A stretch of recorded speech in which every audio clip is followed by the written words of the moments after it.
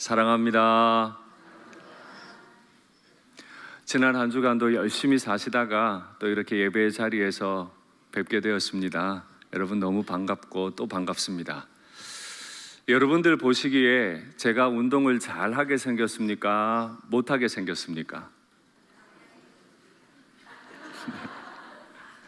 여러분, 이런 애매한 질문에 대한 대답은 무조건 하나예요. 잘하게 생겼다예요. 남들에 대한 말을 할 때는 무조건 좋게 말해주는 게 정답이에요. 제가 다시 여쭤볼게요. 제가 진짜 운동 잘할 것 같으세요? 못할 것 같으세요? 네, 정답이에요. 제가 어떻게 보이든 간에 사실 저 운동 잘하는 편입니다. 대학 다닐 때부터 테니스 레슨은 개인적으로 받아가지고 열심히 쳤고요. 군에 갔는데 이걸 하나님의 은혜라고 해야 할지 모르겠는데 광주 상무대로 갔습니다. 근데 그 상무대가 전남 장성으로 부대를 이전했거든요. 그러면서 새 막사를 지으면서 체육관을 얼마나 훌륭하게 지었는지 몰라요. 그 체육관 바닥은 케미칼 코트였습니다. 전 이등병 때부터 병장 전역할 때까지 매일 테니스 쳤습니다. 육군 대령 연대장님과도 자주 쳤습니다. 여러분, 군에 다녀온 남자분들은 아시지만 잘 못 치면 연대장님하고 칠 수 없습니다. 제가 연대장님하고 테니스 쳤다는 건 무슨 뜻이라고요? 잘 쳤다. 제가 목을 좀 다쳤어요. 그래서 한참 운동을 못 하다가 일산에 부임이 확정이 되고 내가 일산 가면 테니스를 다시 쳐야겠다. 저는 마음속에 일산 4대주의가 좀 있는 것 같아요. 일산은 왠지 테니스 잘 칠 것 같은. 그래서 테니스 배워서 올라가면 테니스 치시는 예수님 믿지 않는 남자분들 전도하는데 용이하겠다. 그래서 테니스를 다시 준비했죠. 너무 오랫동안 안 쳤기 때문에 다시 레슨을 좀 받아야겠다 싶었어요. 자세를 교정해야 되니까. 그래서 만난 코치님이 대전 테니스 협회 회장 출신이에요. 그러니 그분도 잘 치시겠죠. 그분께 개인 레슨을 받았어요. 더 은혜는 무료로 받았습니다. 1대1 레슨을 매일 한두 시간씩 무료로 몇 주간을 받았어요. 자세 교정 열심히 했습니다. 하루는 그 코치님께서 저를 당신 동호회에 초청하시고는 너랑 나랑 한 편 먹고 게임 한번 하자 그러시더라고요. 근데 제 마음에 가진 게임의 원칙이 있거든요. 어릴 때는 몰랐어요. 그런데 조금 운동을 하면서 깨달은 건 게임하면 표 안 나게 져주는 게 상책이다. 이걸 제가 알았어요. 어릴 때는 무조건 이겼어요. 이기는 게 좋았어요. 그런데 이기니까 좋지 않은 일들도 있더라고요. 특별히 친목을 목적으로 친선 경기를 하면 무조건 티 안 나게 져줘야 되죠. 내기를 목적으로 게임을 하면 더더욱 져야 됩니다. 그래야 사람을 잃지 않죠. 그런데 그날은 제가 이 소신을 꺾어야 했습니다. 왜냐하면 선생님의 제자 자격으로 간 거잖아요. 선생님들 모임에 갔잖아요. 어떻게 하다 보니까 제가 마지막 포핸드 스트로크를 했는데 그게 매치 포인트가 돼버렸어요. 그냥 게임 끝났어요. 그리고 보통 테니스를 치고 게임이 끝이 나면 가운데 네트로 다 몰려와서 악수례를 하거든요. 저는 그 악수례를 하면서 많은 칭찬을 받았는데요. 훌륭한 제자 뒀다고, 너 오늘 정말 잘했다고 엄지를 탁 이렇게 올려주셨는데 제 공을 못 받는 바람에 게임 끝난 그분 있잖아요. 그분은 악수도 안 하고 짐 싸들고 그냥 가셨어요. 제가 게임은 이겼고 잘했다는 칭찬은 받았는데 한 영혼을 테니스 코트에서 잃어버렸어요. 여러분, 제가 다시 말씀드려요. 지는 게 상책입니다. 지는 게 이기는 거예요. 특별히 본질적인 가치의 문제가 아닐 때는 져드리는 게 이기는 겁니다. 여러분께 한번 여쭐게요. 특별히 다음 주간이 명절 주간인데 남편에게 지실 준비가 되셨습니까? 혹은 아내에게 지실 준비가 되셨습니까? 이기려면 어떻게 해야 한다고요? 져야 한다. 지는 게 이기는 거다. 아브라함이 이제 애굽을 떠나서 네게브로, 또 네게브에서 베델과 아이 그 땅으로 다시 올라가는 여정이 기록되어 있습니다. 우리에게 애굽이라고 하는 땅은 요셉의 땅, 모세의 땅, 하나님이 10가지 재앙으로 애굽을 심판하신 땅, 하나님의 능력의 땅, 이렇게 기억될지 몰라도 아브라함에게 애굽은 수치스러운 땅입니다. 먹고 살기 위해서 하나님의 약속의 땅 가나안을 떠나 들어간 곳이 애굽이고, 먹고 살려고 갔지만 아내를 누이라고 속이고 목숨을 연명해야 했던 땅이 또한 애굽이잖아요. 그래서 우리에게는 영광스러운 땅 애굽이어도 아브라함 개인에게 애굽은 참 수치스러운 땅이에요. 그래서 아브라함은 그 땅을 다시 떠나서 이스라엘 땅, 약속의 땅으로 올라가려 합니다. 여러분, 때로는 수치를 빨리 떠나셔야 해요. 할 수 있으면 그 땅을 어서 떠나십시오. 나를 수치스럽게 하는 것이 있다면 그 땅을 떠나려고 몸부림하십시오. 하나님이 우리에게 새로운 땅을 주실 줄 믿습니다. 아브라함이 그 땅을 애굽을 떠나서 위쪽으로 올라가는데요, 모세가 이 창세기를 기록했습니다. 모세 또한 창세기를 기록할 때는 출애굽 중이었습니다.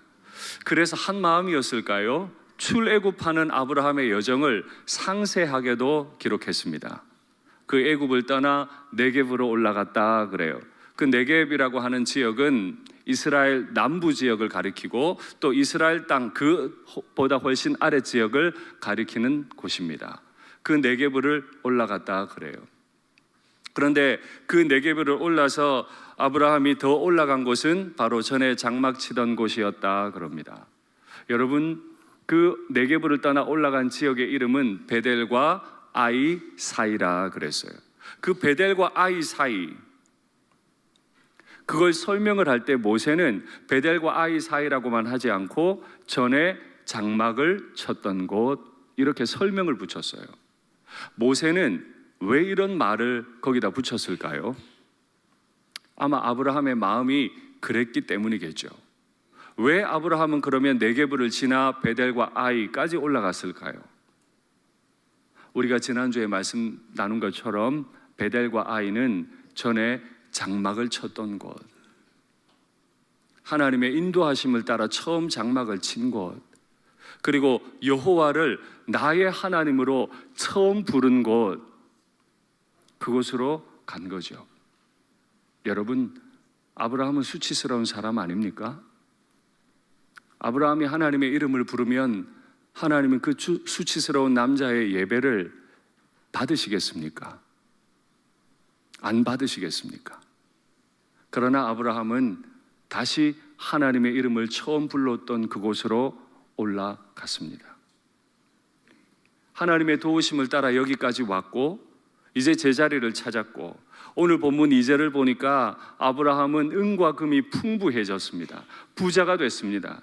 그 재물을 얻은 과정은 별로 아름답지 않지만 하나님은 그에게 재물의 복을 더하셔서 풍성해졌습니다. 재물도 얻었고 원래 자리로 돌아왔으니까 이제 평안한 일만 있기를 기대할 겁니다. 그런데 인생이 그렇진 않아요. 기근이라는 문제를 만나 애굽으로 갔어요. 애굽에 갔더니 아내를 누이라고 속여야 할 일도 생겼어요. 인생은 참 내가 잘하든 못하든 문제가 이어질 때가 많습니다. 오늘 또 문제가 생겼어요. 아브라함은 조카 롯을 매우 사랑했기 때문에 그의 형 하란이 죽었을 때 그 롯을 다 거두어 줬습니다. 그가 많이 어렵고 외롭게 살 때 거두어서 늘 데리고 다녔죠. 그래서 어릴 때부터 그 롯은 아브라함을 사랑하고 존중하고 따랐습니다. 어느덧 성년이 됐어요. 아브라함이 하는 걸 다 봤죠. 그런데 문제가 하나 생겼네요. 아브라함도 롯도 원래 가지고 있던 양과 소, 나귀들이 있었잖아요. 특별히 롯은 아버지 하란이 죽을 때 남겨준 유산이 있었을 거란 말이죠. 그런데 애굽에 다녀와 보니 그 베델과 아이 사이 목초지가 너무 좁은 거예요. 예전엔 그렇지 않았는데 아브라함이 부자가 되면서 문제가 생기기 시작한 거예요. 애굽에서 많은 것을 얻게 되면서부터 아브라함 인생에 문제가 생겼네요. 그건 재물 자체가 문제는 아닌데 그것이 그 환경에 따라서는 문제가 될 수도 있었네요. 뭐가 문제였죠? 아브라함의 양과 소가 많고 롯의 양과 소도 너무 많아서 그 좁은 땅 목초지에 같이 살기가 매우 어려워진 거죠. 그래서 아브라함의 목자들과 롯의 목자 사이에 다툼이 일어나게 됐습니다. 뿐만 아니에요. 그 좁은 땅 주인이 원래 주인이 따로 있었잖아요. 원래 주인이 누구죠? 가나안 사람과 브리스 사람. 그러니 그 좁은 목초지를 두고 사파전이 벌어진 거예요. 다툼이라는 게 일어난 겁니다. 여러분, 우리는 다툼이 일어나지 않기를 원해요. 하나님의 인도하심을 받으면 늘 형통할 줄 알아요. 또 하나님을 신실하게 사랑하고 기도하면 모든 문제가 없는 줄로 알아요. 그러나 그렇지 않아요. 문제라고 하는 건 내 마음 속에서도 일어나지만, 나 때문에도 일어나지만, 단지 환경 때문에도 언제든지 일어날 수 있죠. 결국 그 문제를 대하는 우리의 태도가 너무너무 중요하게 되는 거죠. 이때 아브라함은 또 시험 받는 거예요. 너 예전에 가나안 땅에 기근 났을 때 어떻게 했지? 너 애굽에서 네 아내를 빼앗아가는 남자들을 볼 때 너 어떻게 행동했지? 이것도 문제예요. 시험이에요. 그런데 아브라함의 목자와 롯의 목자 간에 계속해서 일어나는 충돌, 싸움, 다툼, 이것도 문제예요. 앞에 두 문제에 있어서 아브라함은 실격이에요. 실패했어요. 잘못했어요. 오늘 아브라함이 어떻게 할까요? 아주 중요한 기준 하나를 제시합니다. 서로 다투게 하지 말자. 왜 그렇다고요? 우리는 한 친족이기 때문이다 그랬습니다. 여러분, 가족끼리는 싸우면 안 되죠. 싸울 일이 있어요. 왜 없겠어요? 아무리 좋은 아빠, 엄마 밑에 자라더라도 아이들은 아이들이니까 다툴 일이 있고, 엄마 아빠도 엄마 아빠 나름대로 다툴 일이 있습니다. 그러나 어떻게 해요? 가족이니까 다툴 만한 일이 있더라도 다투지 말자라는 기준이 필요한 거잖아요. 여러분, 이때 우리가 한 사람에 대해서 네가 잘못했고 내가 옳아, 옳고 그름을 따라 싸움을 멈추려 하면 멈추어지질 않습니다. 내가 잘못된 걸 알고도 다투는 사람 별로 없거든요. 모든 사람은 다 나도 옳다고 생각하기 때문에 끝까지 다퉈요. 다툼이 멈추질 않죠. 그러니 우리는 반드시 생각해야 돼요. 서로 다투게 하지 말자. 시편 1편에 보면 복 있는 사람을 설명할 때 무엇을 하는 사람이 되어야 한다라고 말하기 전에 무엇을 하지 말아야 한다고 먼저 설명하잖아요. 악인의 꾀를 따르지 말아야 하고, 죄인의 자리에 앉지 말아야 하고, 서지도 말아야 하고, 그 후에 여호와의 말씀을 집중해서 묵상해야 한다. 그게 복 있는 사람이다. 한 가정이 평안하고 한 인생에 다툼이 없으려면 다투지 않기로, 옳고 그름을 따지지 않기로, 싸우는 건 가장 옳지 않은 거라고 결정하는 것, 그 기준을 세우는 것, 그것이 가장 중요합니다. 그래서 다투지 않기로 해요. 그런데 문제가 있잖아요. 아브라함은 롯을 사랑하고 롯도 아브라함에게 받은 은혜가 있어요. 다툴 수 없어요. 그래서 다투지 않습니다. 그런데 문제는 아브라함의 목자와 롯의 목자끼리 싸우는 거예요. 계속 두면 문제가 계속 불거질 거예요. 그리고 결국 이 문제는 아브라함과 조카 롯 사이의 문제로 비화될 가능성이 많아요. 이때 아브라함은 또다시 고민했죠. 다투지 말아야 하는데, 가족이니까 다투지 말아야 하는데, 그러면 어떻게 해야 이 다툼이 끝나겠나? 얘야, 내가 여태까지 너 길러준 거 알지? 네 아버지 하란이 돌아가신 이후에 내가 너 여태까지 길러줬다. 내가 널 아들처럼 여태까지 길러줬어. 그러니 이번엔 네가 떠나거라. 내가 결정하마. 그렇게 하지 않았다는 거예요. 네가 좌하면 내가 우하고, 네가 우하면 내가 좌할 거다. 아브라함은 주도권을 롯에게 넘겨줬습니다. 여러분, 주도권을 넘겨주는 것 쉬운 거 아니죠? 내가 너 여태까지 얼마나 길러줬는데, 내가 너 위해 헌신한 게 얼만데, 내가 애쓴 게 얼만데, 이런 생각이 마음에 많이 들면 서운해요. 그러니까 주도권을 내려놓지 못해요. 여태 내가 희생했으니 이번만큼은 내 뜻대로 합시다. 이게 다툼을 계속 불러오는 거죠. 바로 그때 주도권을 놓아야 합니다. 그런데 여러분, 방금 전에 말씀드렸지만 아브라함은 여태까지 모든 걸 자기 뜻대로 했잖아요. 가나안을 떠날 때도 자기 뜻대로, 자기 부인을 누이라고 속일 때도 자기 뜻대로. 그런데 지금 어떻게 이런 말을 할 수 있죠? 자기가 이미 가지고 있는 주도권과 기득권을 다 내려놓을 수 있었던 이 놀라운 변화는 어떻게 일어난 걸까요? 그건 아브라함 인생에 애굽이라고 하는 땅이 있었기 때문입니다. 그 자리에서 그가 경험한 것은 아름다운 윤리 교육이 아니었어요.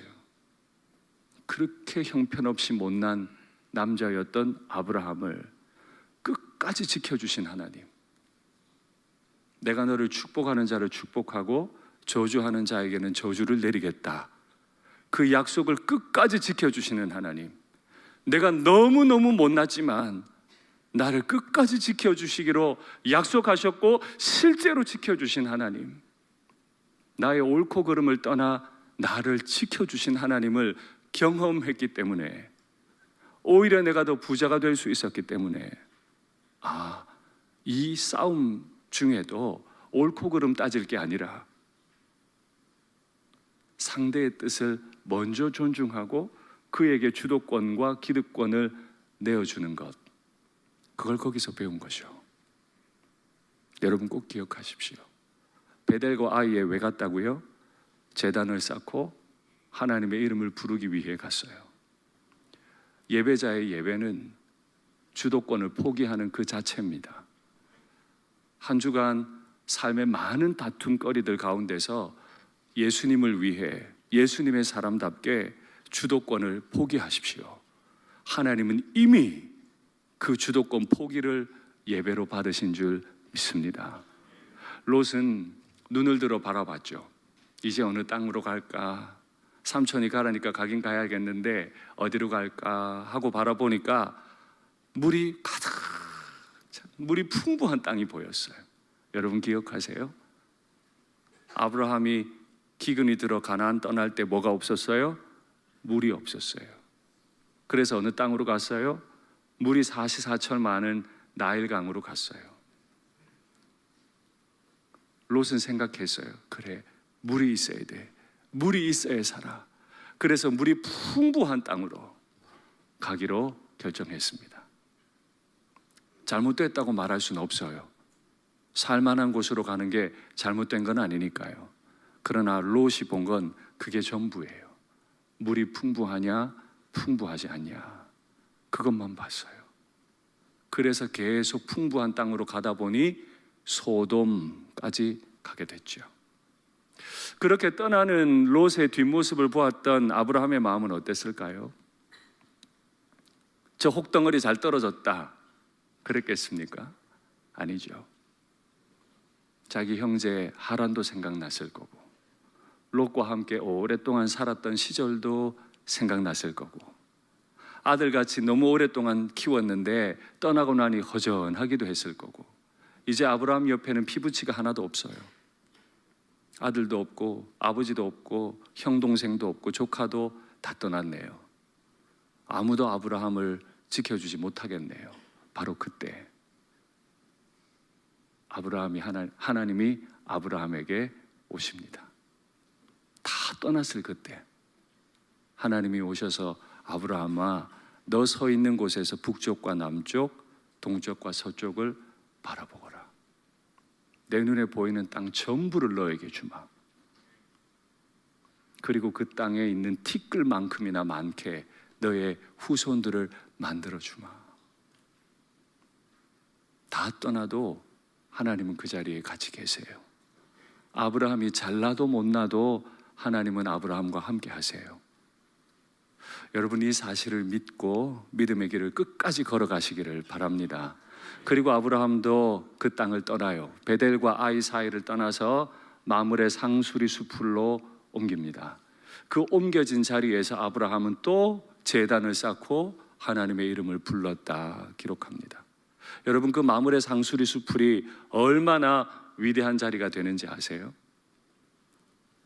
천사가 지나갑니다. 아브라함이 식사를 대접했습니다. 내년 이맘때 내 아내를 통해 아들을 하나 얻게 될 거다. 그 아들이 거기서 나고 그 아들이 거기서 살고 그 아들이 거기서 죽어요. 아브라함의 지경이 넓혀졌어요. 그가 가는 곳마다 제단을 쌓는 믿음의 조상의 출발점이 바로 내 주도권을 내놓은 바로 거기서부터 시작됐어요. 말씀을 맺겠습니다. 여러 가지 문제적 상황에서 주도권을 내놓으십시오. 내려놓으십시오. 가능하면 부드럽게 관용하며 지내십시오. 그것이야말로 나의 예배입니다. 내가 눈을 들어 바라봐야 할 건 물이 풍부한 땅 아닙니다. 내가 눈을 들어 바라보아야 할 것은 내가 가장 외로운 순간에 내게 오시는 나의 하나님. 그 한 분 바라보면 우리 인생 행복할 줄 믿습니다.